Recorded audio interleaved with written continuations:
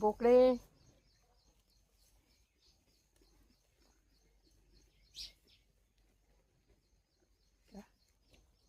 ही त्यांची आई, ती सुद्धा मला नाराज नाराज वाटू राहिली. म्हणते आखाडाचा महिना आहे.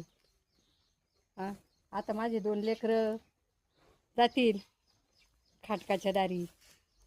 आता नाही गेले तर दसऱ्याला जातील. तिला टेन्शन आलंय. आता काय करणार आहे भाऊ? काय आता ही निसर्गाची साखळी. हा त्याच्यावर जगतो तर त्याला खातो, ते त्याला खातो, ते त्याला खातो. त्यांचे दुःख वेगळेच आहे. घे खाऊ.